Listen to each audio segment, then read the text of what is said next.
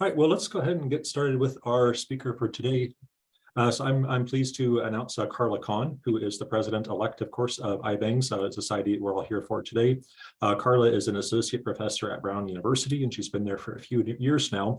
I actually met Karla as a postdoc in Ulrike Heberlein's lab, so I worked with Karla for a few years back in San Francisco, and so we'll share some interest in flies, and that's what she's going to talk about today. But Karla, of course, has received a number of awards over the years. By my count, she's published 18 papers since she started at Brown, which is pretty impressive. These are all in very good journals, except I did notice there is no G2B in that list, as far as I can tell anyway. So, I mean, I'm just saying out there. She's been continuously funded by NIAAA since 2016, which is also very impressive, and has R21 and things like this in there. And as a postdoc, she has developed a novel approach to study the rewarding effects of alcohol in flies. This is, again, what she was working on when I knew her. More broadly, I think now her studies focus on molecular mechanisms that underlie memory formation. This was related to craving in response to drugs of abuse and things like this. She uses a variety of fly behavioral techniques, as well as in vivo imaging, behavior genetics, molecular biology, biochem, and bioinformatics. I pulled this straight from her bio sketch as well. She loves collaborating and is an advocate for innovative teachings and for methods to decolonize STEM. And I will say personally, she also makes a fantastic lefse. I was very, very pleased with those back with the lab meeting.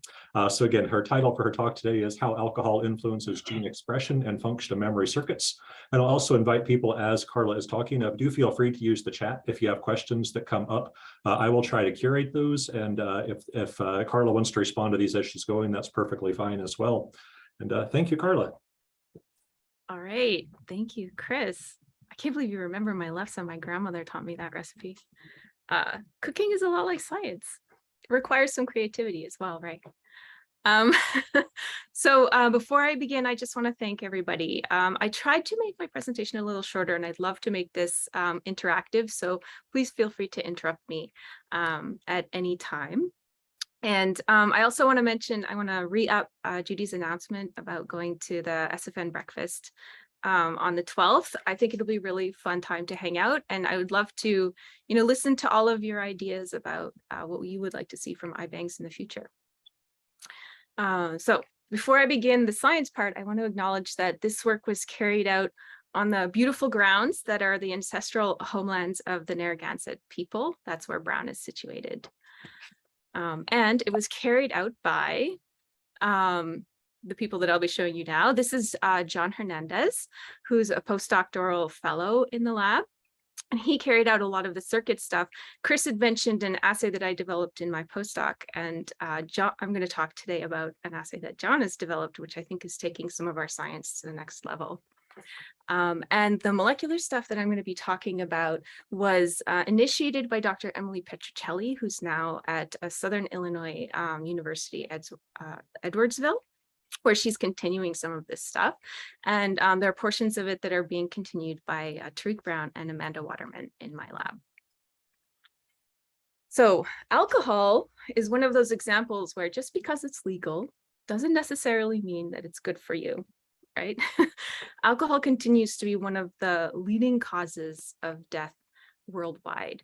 And so this is not only for its role in vehicle accidents, suicides, and overdose, but also in domestic violence. And so it, constitutes about 5.3% of all deaths, which has gone up throughout the pandemic because there's an increase in alcohol use almost worldwide in the last couple of years.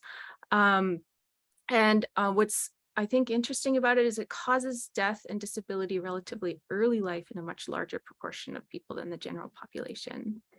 Not only that, but it has compounding factors on many different types of diseases, including cardiovascular, respiratory, digestive, immune, and nervous system type disabilities. And these are usually not even attributed to alcohol's effect. And so beyond even these health consequences, the harmful use brings significant social and economic losses to individuals and society at large. So we all enjoy small concentrations of alcohol, right? But it can become problematic. And there are recent studies out suggesting that even consistent low doses can have compounding effects on organ tissues. And, as our society is shifting to much older age, we're just starting to see some of these effects now. So what can we do about it? How do we reduce reliance on alcohol in individuals with alcohol? So most people that consume alcohol are not considered problematic alcohol drinkers. That if this affects maybe only about 25% of the population. And although we have treatments for alcohol use disorder, often the people that need the treatment do not necessarily seek the treatment. And typical these treatments include a combination of medication and behavioral therapies, but alcohol use disorder, like all addictions, is a relapsing disease. And so these treatments are not necessarily that effective in reducing these types of relapses. So how exactly do we address these types of relapses? And I think part of the problem is that we really don't understand how alcohol changes the brain in a really detailed level. So the brains of people with alcohol or substance use disorders function differently than the brains of people without this disorder. So, we know this from fMRIs, and we know that there's sort of chronic, systematic shifts in circuits that become activated. And we're only starting to get a handle on the general circuits that are involved. It's been really challenging to understand how intoxicating substances, not just alcohol, but other types of substances, affect molecular mechanisms in the relevant cells at the relevant time in order to sort of persistently alter circuit function. Alcohol, for example, is thought to have many different targets, and they range from GPCRs to cell signaling cascades, transcriptional mechanisms, translational mechanisms, epigenetic mechanisms. And so part of the problem with this is that we don't know which molecular changes are always happening in which cell, because it's extremely dynamic. Right? Our brains have about 86 billion neurons, give or take. And each neuron is connected to up to 10,000 other neurons. And so that's a lot of neurons, and that's a lot of connections. And to put this in perspective, there's only maybe between 100 and 400 billion stars in the Milky Way. So our brains are incredibly complex. So we need a model with really well-defined manipulatable cell types to address these types of questions. And of course, I would argue that flies are a fantastic model for this. They have about 135,000 neurons in the central nervous system. This is the latest cell count by single cell RNA-seq. Their connectome is at least 2/3 completely annotated, and people are working more and more towards that every day. In fact, there are 3 different brains with connectomes that are being annotated, so we can look at differences between sexes now, and differences in EM type technologies. We have neurogenetic tools that allow us to measure and manipulate individual neurons. And alter our expression of nearly any molecule we want in our circuit of choice, right? And so this allows us to understand what's really going on at the molecular level, simultaneously how this alters circuit activity, and then all of this is done, of course, in the context of behavior. So I think it's a fantastic model organism for understanding really minute details, like which molecule is changing in which cell and how it's changing while an animal is performing behavior. Okay, and so how do we do this in the lab, right? And so this is a male fruit fly, and what we do is we volatilize ethanol. Flies do drink alcohol. It tastes bad at the start, but eventually, after a day or so, they like to eat it. But if they're exposed, as Adrian in the audience has shown, if they're pre-exposed to alcohol vapor, they'll just start drinking it right away. And of course, the alcohol itself has to have sugar in it, the same way that we consume alcohol. But by drinking alcohol, it can be a little difficult to monitor the dose. And so what we do for the most part in my lab is we volatilize it. And under fairly low concentrations of alcohol, the flies become slightly more active. They're less inhibited, so they become more social. They touch each other more. They'll court each other more. They increase their stimulatory type behaviors. And then with slightly increased doses of alcohol, the flies aren't able to walk in straight lines anymore. So flies like to walk up files, and they're no longer able to do this very well. And then with even higher doses of alcohol, the flies will basically just sedate at the bottom of the vial. And what I think is very interesting about these types of behaviors is that a very similar concentration of alcohol, when corrected for body size, will increase locomotion, for example, or induce sedation as other types of animal models, including rodents and in even us. And so that tells me that there's something really evolutionary conserved about what alcohol is doing to the molecules in the brain. And so the question is, do they find it rewarding? And so way back when, what I did was a conditioned preference type assay where while the flies were receiving a stimulatory dose of alcohol, we gave them an odor. Okay, so the basic assay goes like this. You give them 10 minutes of one odor, and then you give them 10 minutes of another odor at the same time that they're getting alcohol. You give them an hour break, you do this again, you give them an hour break, you do this again. And then you test them for their choice between the unpaired odor or the pair that was odored with alcohol. And then you count the number of flies that go towards the paired odor, you subtract the number of flies that go to the unpaired odor, and you divide this by the total number of flies. Now, because sample size is really never an issue with flies when you're dealing with behavior assays, at the same time, we do an assay where the odors are switched. And that controls for naive odor preference and how we calculate memory for the conditioned odor. And so any number greater than 0 here basically represents flies going towards the paired odor, i.e. flies found the alcohol rewarding. And any number less than 0 suggests that the flies didn't like the experience. They found that alcohol aversive. When we test flies a half hour after, which is enough to get the alcohol out of the body of the flies, we find that flies thought that the training experience itself was aversive. And this aversive experience lasts for up to about 12 hours. If you test them 15 hours or after the training protocol, they find the experience as rewarding. And I think that this is a very interesting type of switch, right? When we first experience alcohol, it can be rather bad tasting, right? It can have an offensive odor, it can induce nausea, and it can induce hangover symptoms. But what's really interesting is the question of why we keep going back, right? Because alcohol is also associated with sustained sort of euphoria, disinhibition, increased confidence, and increased sociality.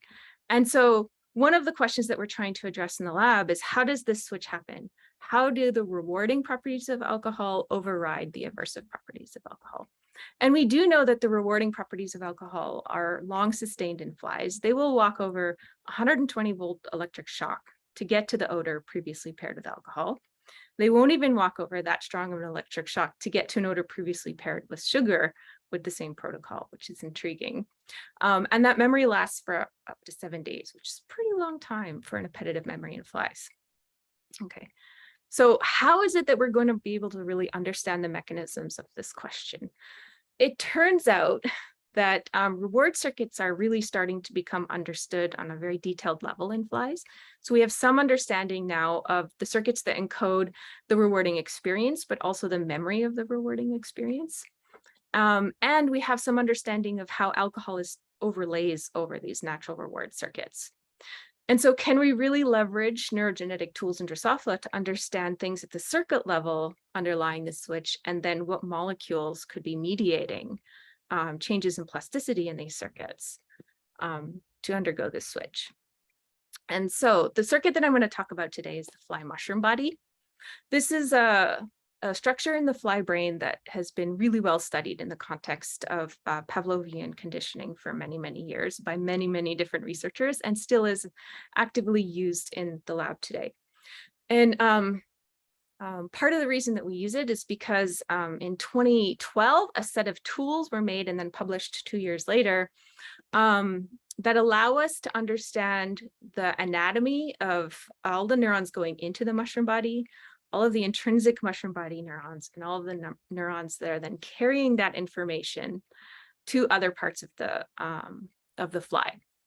And so the way that this is thought to work is that when a fly receives the cue, an odor cue in this case, this cue is sparsely encoded within about 2,000 cells on each side of the brain of the fly.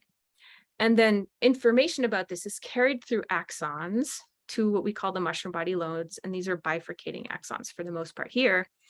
And then along these axons, dopamine neurons basically completely innervate these mushroom body lobes, but they do it in a very interesting compartmentalized fashion. And the idea is that dopamine then modulates the synapses between the odor cues and these so-called mushroom body outputs, which are either glutamatergic, GABAergic, or cholinergic.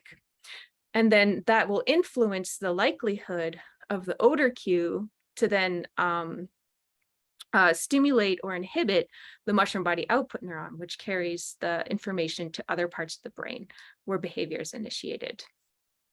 So now that we have tools to be able to basically pick apart all of the sections of this memory system, the idea is, well, can we use these tools then to figure out what encodes the aversive properties and what encodes the appetitive properties of alcohol? Because we know the mushroom body system is important for these behaviors. And so what we did was we used a temperature sensitive dominant negative form of dynamin, which we call Shibiri, to basically block neurotransmission of each of these neurons one at a time during the memory formation process. And so logistically, this is a very easy thing. You do a cross, you put the flies in 30 degrees while you're doing behavior, and that blocks neurotransmission of your neuron. And so we screened through all of these neurons doing this, and we found a single neuron, which is a dopaminergic neuron that innervates this so-called alpha prime 3 area of the mushroom body lobe that seemed to encode the aversive experience. Okay, so when this neuron is silenced, the flies are no longer able to make the aversive memory. Okay, so of course we wanted to figure out what's going on in this neuron when the flies are experiencing alcohol. So John Hernandez in the lab took the flies and he makes a little window in the brain and then expresses GCAMP specifically in this PPL1 neuron, and then gives the fly a concentration of alcohol that it would have received during the memory formation process. And he compared that concentration of alcohol to a very low concentration of alcohol that is more similar to ones that flies would experience in nature. That is not enough to intoxicate the fly. So these numbers, you have to remember, are being mixed with the ambient air. And so we crushed the flies to ensure that the body alcohol content was similar during the memory paradigm and during the experience that the fly was having while it was under the 2-photon behaving while it was getting alcohol. And he found something very interesting is that this neuron didn't really respond to the natural alcohol odor, but had a very profound response to the intoxicating alcohol odor. And that tells us that this neuron seems to be responsive to alcohol, and it seems to be interpreted as aversive. So this particular neuron has been studied a little bit in the past, and we do know that it is also responsive to mechanical shock, which is considered aversive. And flies, and also activity of this neuron is important for adaptation to odors. And so it seems like these types of neurons can potentially multitask depending on the context, but it seems to be associated with aversive type things, which is pretty consistent with what we understand about other dopamine neurons that seem to innervate these vertical lobes. Okay, so what about, that cholinergic mushroom body output neuron where the dendrites align perfectly with the axons of the dopamine neuron? So when we block that neuron and then test 30-minute memory, we didn't get any types of changes, right? And that suggests that there's something interesting going in, but not coming out. And so the question then is, okay, what's happening 24 hours later? Is that aversive neuron still active or still important? And when we block that neuron, we don't get a significant decrease in memory compared to control. But interestingly, when we block the cholinergic neuron, we block the memory for the rewarding experiences of alcohol. And so we're very happy when we saw this, because it appears that we have this very simple circuit in which to test how the aversive properties of alcohol can overlay on the appetitive properties of alcohol. And what our behavioral data suggests is that this dopamine neuron gets activated from intoxicating or pharmacologically relevant doses of alcohol. And in the short term, when the aversive memory happens, it inhibits the cholinergic neuron. But 24 hours later, this dopaminergic neuron is no longer involved in the process, which means that it releases the inhibition of this cholinergic neuron, suggesting that the fly can then express the appetitive memory. Okay, so is there a link with heavy alcohol consumption and escalation of alcohol use? Because it's all very interesting, okay, like reward can affect, or aversion can affect reward, but does this actually play any role with sort of the medically relevant effects of alcohol on the brain in people that could develop an alcohol disorder? And so to do this, we need to switch tactics a little, because we wanted to understand how alcohol was affecting individual variation within a population of flies. Because we know in any population of humans, for example, only maybe 25% of humans will escalate to problematic alcohol use. So is the same true in flies? And so to do that, we couldn't use the type of memory assay we used before, because that required populations of flies. And so what John Hernandez in the lab did, in collaboration with Reza Azanchi and Nick May, was to develop the open bar, an operant behavioral assay for reinforcement response. Okay, and so in this assay, basically, we have 6 different lanes that are all individually controlled. It's a closed loop system. So when the fly enters an area of the bar that is denoted by a color cue, it receives alcohol. And when it is in the non-colored cued area, it does not receive alcohol. Okay, and so this is great because the fly can now control how much alcohol vapor that, and so we can look at how much the fly wants to administer alcohol itself in a very controlled way and understand the dose in a very controlled way. And we can sort of bypass all of the like food aspects of alcohol in this type of assay. And what we find is that when we look at individual traces of flies, we find fairly similar behavior where they initially find it aversive and then later appetitive, but that isn't true for all flies. Now, if you do this for 100 flies, and then you look at where it wants to spend its time in 15 minutes a day for 3 days in a row, we find a massive diversity in responses. So each row here is a fly, okay, and the color denotes how much time it wants to spend in the color cue area. And what's interesting is that when you take all of those 100 flies that you've ran for 3 days in a row in this assay, and you organize them by the amount of time they spend in the region of self-administration on the 3rd day, you'll find that those that spend the most time on the 3rd day also spend quite a bit of time on the 1st day, and their use actually escalates over time. And then there's a population of flies down here, for example, that end up pretty low and they start pretty low. And so their administration either stays stable or it decreases. And so this is very exciting because it allows us to really understand how self-administration of alcohol sort of differs within a population. And so the next question we wanted to ask then was, do these different populations have anything to do with activity of this cholinergic neuron, right? So is there a way that that dopaminergic aversion neuron can influence the cholinergic neuron in a way that affects first the self-administration and then self-administration in particular populations within these animals? So we hypothesized that the cholinergic alpha prime 3 mushroom body output neuron contributes to self-administration. And then so blocking this neuron should reduce the time spent in the region of self-administration. And so we looked at this on day 1, and we looked at this on day 3. And on day 1, when you look at a population level, you don't really see many significant differences between those flies whose that neuron is blocked versus those flies whose neuron is not blocked. On day 3, you start to see some effects emerging sort of like later in the self-administration. But when you take the whole population of these flies and you break it down and you sort it by the top high responder quartile and the bottom responder quartile, you find something really interesting. It looks like almost all of the effects that you see between the control and the experimental groups are attributable to the high responding flies. And that's not only true on the 1st day when the flies were initially naive to alcohol, but also on the 3rd day. Okay, so what does exactly this mean? This tells us that what we have now is this dopamine neuron that encodes aversion, directly influences circuits that play a role in reward, But interestingly, that role seems to be fairly specific to high responders that escalate their alcohol use over 3 days.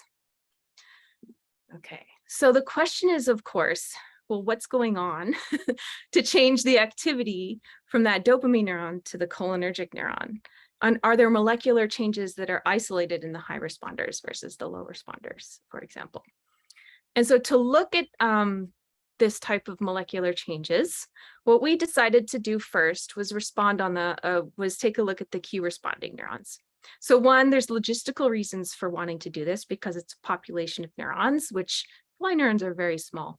And it's very difficult to do a lot of really in-depth molecular work if you only have like 1 or 2 neurons, 1 on each side of the brain per fly. And so we started looking at this population of neurons. The other reason for this is these are the neurons that are in common with both the aversion neuron and the appetitive, the aversion memory and the reward memory, right? So clearly something really interesting has to be happening in these neurons to change the synapses between this Q encoding neuron and this output neuron to be able to drive behavior.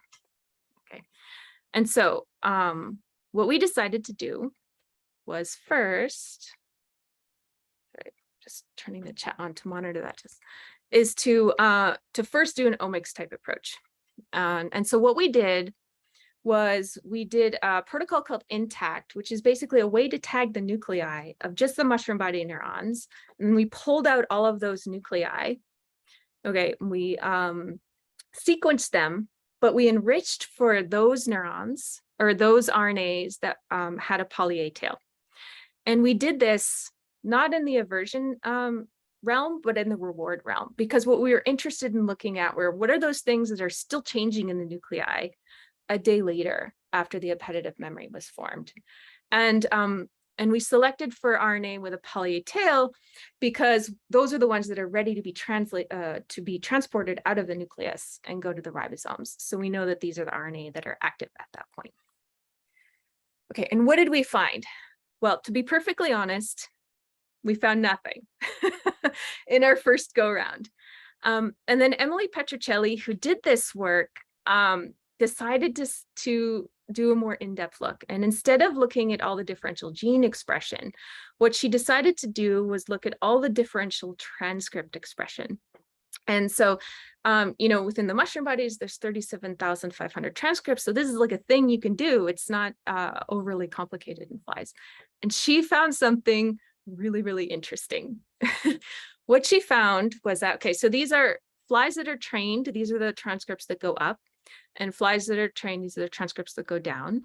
And this is a significance level. So the genes that are in color up here are significantly differentially expressed. Okay. And so rather than finding changes in total gene expression, what she found were switches in transcripts that were expressed. Okay, so we found alternative splicing that was happening clearly in a very dynamic way because it would happen within 24 hours, where we get switches from one version of the gene, one transcript, to another version of the gene, a different transcript. And these switches didn't seem to be localized to any particular type of alternative splicing that we could see. Sometimes you would get exon inclusion or exclusion. Sometimes you would get alternative start sites. There were a number of different ways that we could get alternative splicing. But we thought it was a very interesting phenomenon. And it turns out that it's not only during alcohol memory formation that you get alternative splicing, but also if you just give flies alcohol in the absence of a clue. Absence of a cue. What's interesting is that the transcripts that get alternatively spliced are different if you just add the cue or don't add the cue. And I think that's really something interesting to follow up on. Okay. And so the first thing that we're really interested in looking at was, okay, and so these are the genes that show alternative transcript. Are there major functional consequences of this alternative splicing? Because, a lot of things can change in neurons that may not impact the function of the cell at all. So we wanted to ask, well, do any of these genes actually have functional consequences if we manipulate them? So the first gene that we decided to go with was one of the most profoundly alternatively spliced genes called STAT92E, And so it goes from an RI version mostly to an RH version. And the reason why we chose this is because this is the fly stat. So the JAK stat signaling pathway is one of the most highly conserved signaling pathways from flies to humans.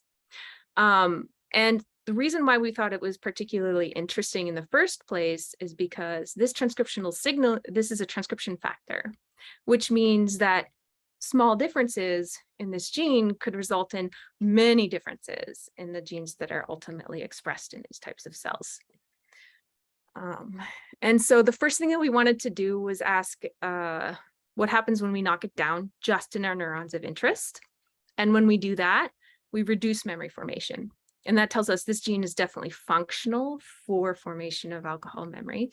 The next thing we wanted to ask was, well, is alcohol doing something to the STAT92E? Like, is it required just for acute alcohol stimulation? And what was kind of interesting about this, so what we did in this experiment was we put flies in a little arena, and then we flowed alcohol vapor over the flies, and then we look at their behavior as the flies are getting more and more alcohol in their system. And typically you get an increase in locomotion, as you see with your controls here. There was no difference with the acute alcohol effects when you knock down STAT in the mushroom bodies. But once you turn the alcohol off and the flies start to recover, there is a difference, which suggests that STAT isn't being affected during the initial alcohol transcription, but something about like what happens as a consequence of that in the cells, which suggests that it might be important for neuronal plasticity. And so we thought this was really interesting, but of course we wanted to ask, well, is this like an alcohol thing? Or is it something broader that happens in the cells? And part of the reason why we wanted to look at the broader thing is because we didn't see differences when we knocked down STAT in the acute alcohol exposures. We saw it after. And so maybe it's important for something that happens in between stimuli. And so what we did was we trained flies to associate sugar with an odor instead of alcohol with an odor. And then we did the same experiment and we looked at transcription of the different STAT, or we looked at alternative splicing that happened. And the only gene that was differentially alternatively spliced in both alcohol memory and sucrose memory was STAT92E, right? And so this kind of blew us away, and it made us think like, okay, this could be interesting because it could be really important just for neuronal plasticity or for memory in general. And so of course we wanted to ask, what are the differences between these STAT isoforms? And so it turns out that, so this is sort of the protein, the coding protein domains of STAT, and the differences between these isoforms is isolated to the transactivation domain here. And we did some bioinformatic analysis with our collaborator, who's a proteomics expert, Nick Fauzi at Brown University. And he showed that the differences in the transactivation domain between these two different transcripts could certainly affect its likelihood to bind to targets and DNA. Okay, so this is sort of how JAK-STAT signaling works. You have your receptor here, and STAT is a transcription factor that binds to the intercellular domain. And then once the ligand, which are ILs here, bind to the STAT receptor, JAK then activates these STATs. These STATs phosphorylate each other, get transported to the nucleus, and they bind to targets. And so what we think these differences in these transactivation domain could do is influence either the number of targets that STAT is binding to or the type of targets that STAT is binding to. And we think that's a really interesting thing to follow up on. So of course we wanted to figure out, well, what are the targets that STAT is binding to? And to do that, we did a protocol called cut and run, which is basically a way to be able to look at how STAT binds to DNA and to be able to figure out all of the different genes that STAT is bound to. And it works a little bit more effectively than chromatin IP type assays because it involves enzymes. So it's much more efficient and optimal for fly neurons. And so we did cut and run in whole heads as sort of a first pass. And we found something really intriguing. We thought we were going to find a whole bunch of immune response genes and transcription factors associated with replication and things associated with cancer, because that is what JAK-STAT is normally associated with. What we found was an enrichment for genes associated with neuronal plasticity and synapse function. And so this suggests sort of a novel role for STAT in these types of neurons, and I think it's really intriguing. So what it tells us, we think, is that STAT could be a terminal transcription factor important for mediating neuronal plasticity. So it's not the transcription factor that turns on other transcription factors.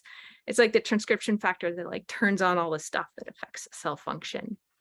And so if we can localize the effects of drugs that influence STAT activity, I think we have a good chance at potentially reversing some of the effects that alcohol induces or preventing further changes. Okay, so we hypothesized that a bunch of these targets are going to be involved in neuroplasticity. We could mess with JAK-STAT signaling.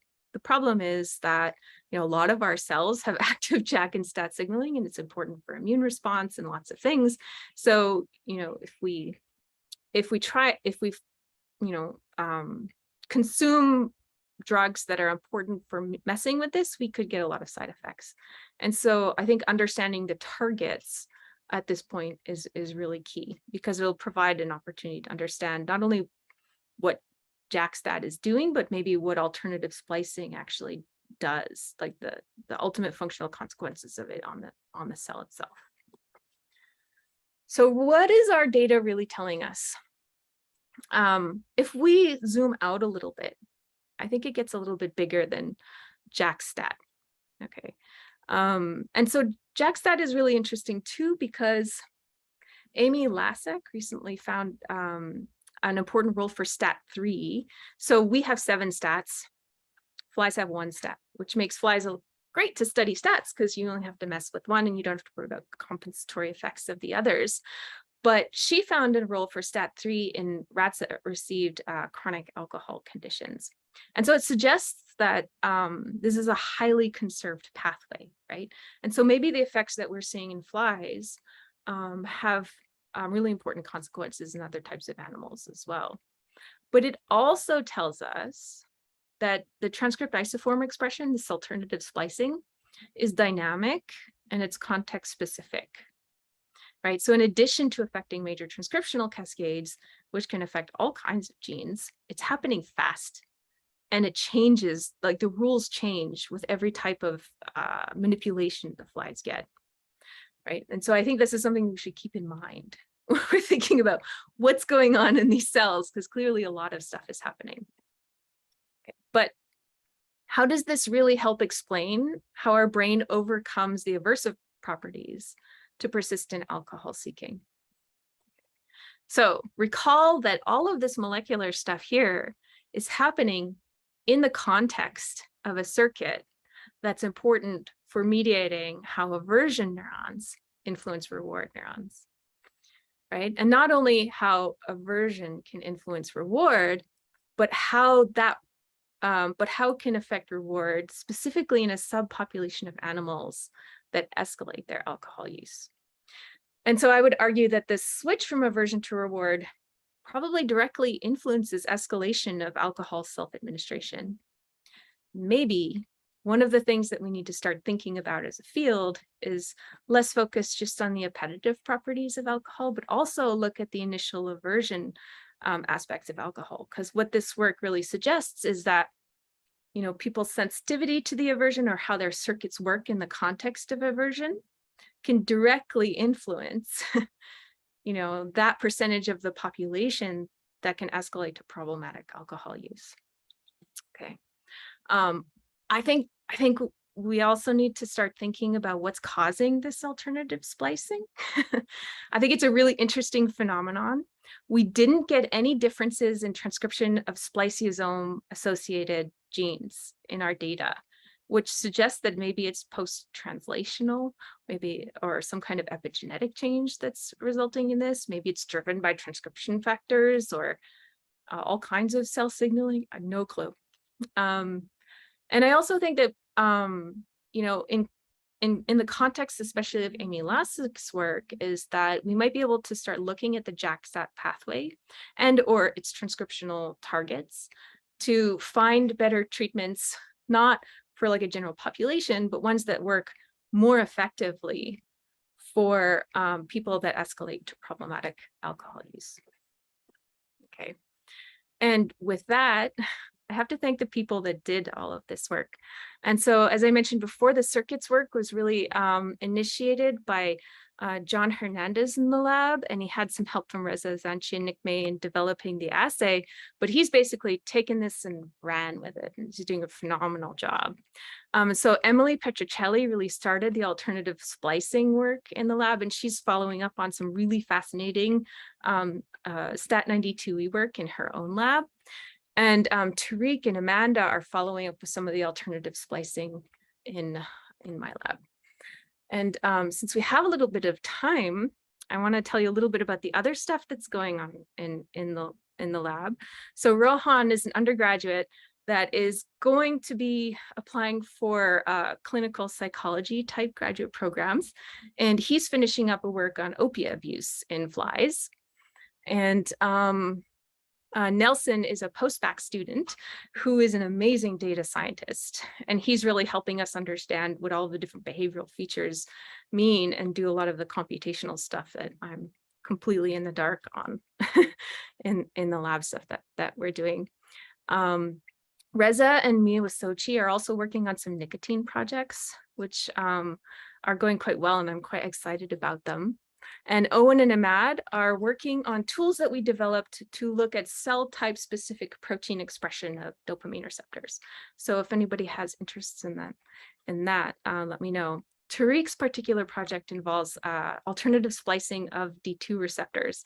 I think it's really fascinating. So if you get a chance, you should talk to him about that. I think he'll be at upcoming meetings. And I definitely want to thank Kristen Skaplin, who now is at Bryant University, which is on the other side of Rhode Island. And so she continues to be an inspiration to me. And I'm super grateful to her for getting a lot of the circuit stuff going in my lab. Ulrike Heberlein was my postdoc advisor, and she gave me so much flexibility to study what we study and continues to inspire me. She's now retiring in Chile. That's the life. And I want to point out work that we're doing in collaboration with Sarah Sertel and Steve Stowers in Montana on understanding the basic mechanisms through which co-transmission of two different transmitters in the same neurons in mediating natural reward behavior. And so one of the nice things about being tenured is that all of the work that I'm doing moving forward now is collaborative.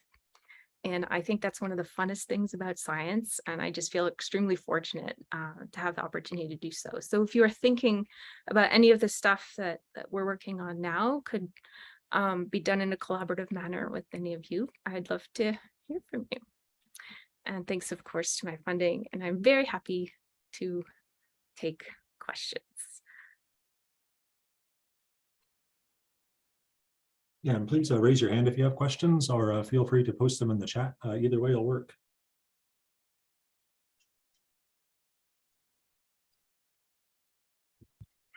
I have a question. Is that okay?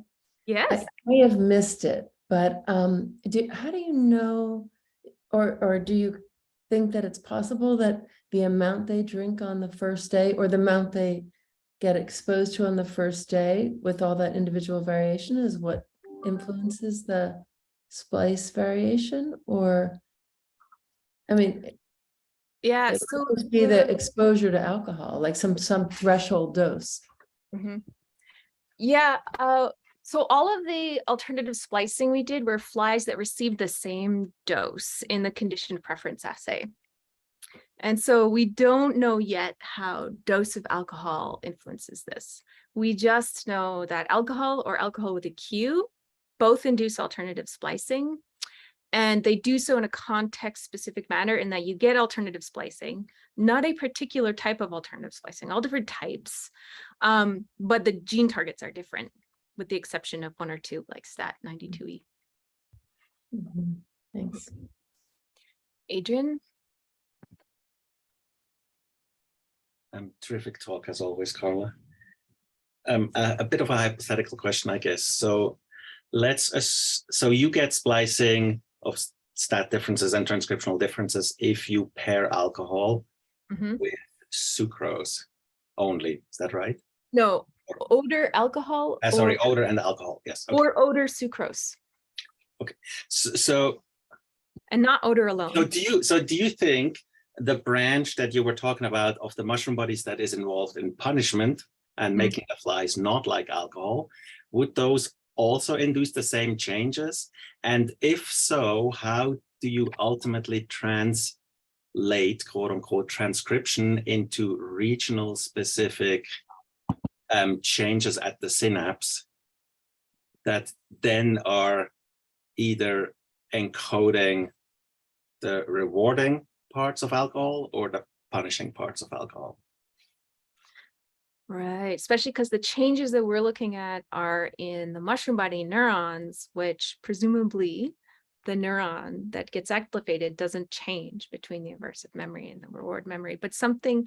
So, you know, my hypothetical answer to your hypothetical question is that we think that the synapses between the Kenyan cells that are encoding the cues and the mushroom body output neuron that encodes the appetitive effects are changing. And that's why we can't get the aversive memory later unless we shut that down, or we shut down one of the other neurons that interacts with that neuron. And so the changes that we're getting, I don't know if they're due necessarily to the, I just think that they need a high enough concentration of alcohol that will induce neuroplasticity, so it will induce some sort of memory.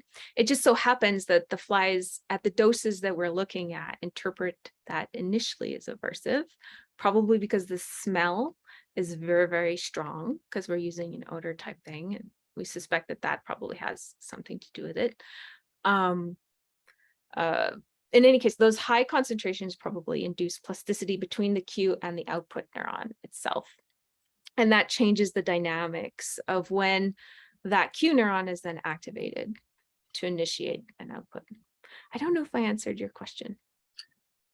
You answered a slightly different question than I asked. Still a good answer. My question is more related to, so let's say you were able to block the aversive aspects of alcohol, or you were able to block the appetitive aspects of alcohol specifically. Do you think you would still see the same stat-mediated changes? And if you were to see them, how do you think about these synaptic proteins going to the synapses that matter, as opposed to going to the synapses that don't matter? Yes, and the synapses that matter are the rewarding synapses, quote unquote, and the synapses that don't matter are the punishing synapses. Okay, now I think I understand what you're asking now. Okay, so I don't think alcohol alone is doing this. It has to be done in the context of a cue, because when we gave alcohol alone, we didn't get alternative splicing of stat. So it's something to do with the cue cells themselves, the Kenyan cells themselves. Okay, so would they get activated in either or? I don't know, because we only looked at it 24 hours later. But I think that would be an interesting thing to look at, to see if the initial effects were happening earlier. And this was just sort of like retainment of what's going on. Now, how to get things to particular synapses? I mean, I'm going to make some stuff up that is based on an educated guess. One of the targets is UNC13. So I think that UNC13 is quite important for synaptic activity right at the bouton. And Andre Fiala had this really interesting paper that showed that memories could be bouton specific along Kenyan cell axons. And so I suspect what might be happening is stat is influencing things like UNC13 that are somehow being maybe locally translated and then affecting things in a bouton specific way. And then if enough boutons are within a particular compartment, you're going to get an initiation of the Kenyan cell to output neuron activation in the output response. I don't know if that's how it works, but that's my best guess.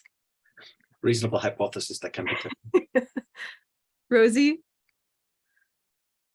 Yeah, a really amazing talk in terms of how you went from behavior and then really dissect, very precisely, what's going on. But actually, one of my main question was, what causes this alternative splicing, which is said at the end that, you don't know, but I think it's going to be really interesting to get the answer to that. But I have a couple of other questions because it relates somewhat to what I am seeing in my essay for self-administration of methamphetamine. So first of all, I'm curious, your fly bar. So what do flies get? They get vapor, or they get vapor? Okay. Yeah, and we're adapting this for other volatiles other than alcohol as well. Okay, and I'm curious about that color plot that you showed for 3 days of administration, where some flies started high and remained, and then went even higher, and the other ones were low. And we kind of see something similar in that. I mean, you haven't. I'm curious what's happening on day 2. Is day 2 really kind of this like that flies that prefer go straight up and flies that don't like kind of stay down? Or is it this kind of in between day that's messy? Because we often see that in some flies, because we also record, we have individual data, we have data from individual flies. And I also noticed, you probably looked at the paper from Trudy McKay, where she also looked at self-administration of methamphetamine. And in that paper, she excluded second day. And I think she excluded it because it was messy. And maybe this messiness is in some way also related to this alternative splicing and all the things that are happening, or I don't know, maybe yes or no, but, obviously it takes time, for things to Okay, so in certain directions. So okay, so that's something. I'll answer those 2, and then if there's more, I can do more, but I'll stop remembering them. Your first question, we don't know what causes the alternative splicing, but we also mined all of our data for RNA editing sites. And although we didn't find differences in transcription in all of the spliceosome-associated genes within our data set, we did find enhanced RNA editing in almost all of those genes. And when we knock down the enzyme important for RNA editing called ADAR, specifically in adult mushroom body neurons, we fail to get alcohol memory. And so I think RNA editing might have something to do with this, because RNA editing can affect alternative splicing. But I don't know how or what, or if it's a byproduct. So that's sort of the direction that we're going to now. It's probably largely epigenetic too. There's some really beautiful epigenetic studies done suggesting that there's tons of that going on. And chromatin organization, as you know, everything happening on with gene expression. For the second day effects, I'm actually going to hand this over to John Hernandez, who's on the call right now. John, I don't know if you're available. Oh, nice. Yes, I am. Yes, no, that's a very interesting question. So we've thought about this a lot, and we're developing currently an optogenetic manipulation system. So for our operant assay, we want to introduce optogenetics there. And I have some experiments designed where we can manipulate each of those neurons in this circuit and see if we can actually alter the trajectory of their self-administration. So we're thinking about it, but day 2 does seem to be this day where they're kind of transforming their behavioral preference. So we are thinking about that. And hopefully early next year, we'll be conducting those experiments to see how these neurons are contributing specifically on day 1, day 2, day 3 in separate experiments, how manipulating these neuronal activity can influence their trajectory for preference. Yeah. When you look at data though, it's not like you feel much better now. You make me feel much better now, because I was always like, okay, what's going on and why are some flies so messy and other ones are not? Yeah, so go ahead. I was just gonna say the data doesn't look super wacky on day 2 though. It looks like if you look at the subpopulation level, it's fairly consistent, but I haven't looked at the individual flies. I mean, that's something that maybe we could look at, John. Yeah, when we break them down by the kind of quartiles, we do notice that flies that self-administer the most on day 1 self-administer the most on day 2 and the most on day 3. So there is a consistency in that regard. But there very well may be variability in kind of subtle behavioral features, and we are motivated to examine that as well. Okay, all right. Thank you. Emily, you're here. Hi, Emily. Hello, can you hear me? Yeah. Hi, thanks for the great talk. And I'm sorry I can't go to SFN this year, but I look forward to seeing everybody at some point. If not in Ireland, I plan on Ireland for sure. But thank you for your talk. And I guess, John, please stay available because you might have more on this. I'm curious along these same lines of the day 1, day 2, day 3. I'm actually really saddened by those flies that start high and then don't eventually go low. So meaning, you know, therapeutically, are there flies that will choose to kind of self, you know, inhibit? And so I was also curious if you've tried forced consumption or volatilization and then putting them in the volitional assay. So we did do that. That was actually some of the first experiments I did when I joined the lab, where on day 1, I force exposed them to, you know, 15 minutes of ethanol. And then I ran a day 2 where I looked at how much they would self-administer. And actually what I found is that the variability in terms of like the maximum amount that they would self-administer was actually greater if we gave them the choice. So there was this interesting, you know, and I didn't go to day 3 just because it was kind of a first pass at, because no one's really done this in fly. So I wanted to develop the behavioral paradigm. But I think there has to be something about individual preference that allows the fly to self-administer more and more. And I hear you on the, you know, you'd expect that there'd be some animals that would self-administer a lot on day 1 and then less on day 3. However, I would argue when I started looking at these kind of quartile splits in rodents, primates, and humans, what we actually find in Drosophila is actually quite consistent with what they see in the mammalian literature, and that there is these distinct populations of organisms that self-administer the most on day 1, and then they just escalate. And then there's some that self-administer very little throughout. So to a certain degree, I guess I'm less concerned about that, but we have actually analyzed this data a number of different ways. And in one of the variations that we analyzed the data, we would compare day 3 and day 1 statistically, and then like replot all of it. But when we kind of talked with some people who are more familiar with individual variability, and when we kind of got feedback from the community overall, what we found the most interesting and most useful approach was just to take day 3 and have an unbiased, like who's self-administered the most on day 3, who's self-administered the least, and actually resort day 2 and day 1 based off of that. And when we did this, we found really interesting, and Karla didn't show the data, but we even have differences in the amount of time that they spend self-administering per bout, their latency to re-enter, how much they move when they are choosing to self-administer. So there's actually a number of really interesting behavioral phenotypes that actually correlates with this escalation, which is quite lovely.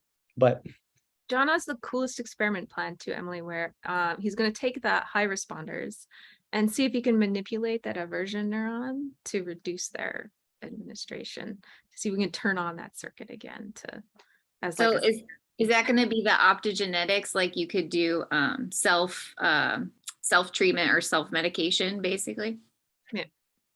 yeah, so there's going to be 2 separate. One's going to be the self-treatment, so where they can just activate the neuron. But then I also want to do self-treatment with ethanol exposure.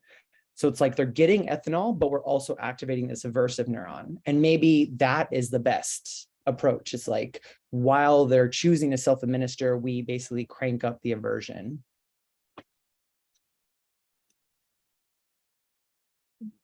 Rosie, you had another question? Yeah, I have now another question because now I got confused about these days, 1, 2, and 3. So your day 1 is that first appetitive day. So did these flies already have their aversive day? Or Okay, is so- are these naive flies that go into it and Mhm. from day one show So full disclosure, those are two different assays, right? That one is like a conditioned preference, conditioned place preference, but it's conditioned odor preference, where we determine whether the fly goes towards the paired odor or the unpaired odor. Okay, and so that's what we determined if it was aversion or reward. The other assay is an operant assay. And so probably these Pavlovian memory mechanisms differ a little from these operant memory mechanisms. And in the operant mechanism, it's just naive flies going in. And then we find that we get a variation in behavior and response. And then we look the second day and the third day. okay, Yeah. So. thank you. All right, do we have any other questions?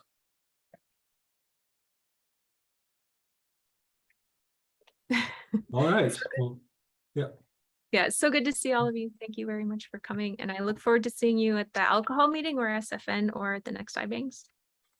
and thank you all for joining. I'd just like to announce to you, we do have our data blitz will be coming up in next month. I forget the date for that one, but that'll be the next event in the same type of a format. So hopefully see you all back soon. And thank you again to our speaker today. Very nice job. Look forward to seeing you soon. Thank you, Karla. Nice seeing you. Thanks, Chris. Thanks, Karla. Everyone. That was awesome, Karla. Thank you. Thanks, Paul. Thanks for the invitation. It was fun. I never get this many fly alcohol people in one room. That was So cool. good.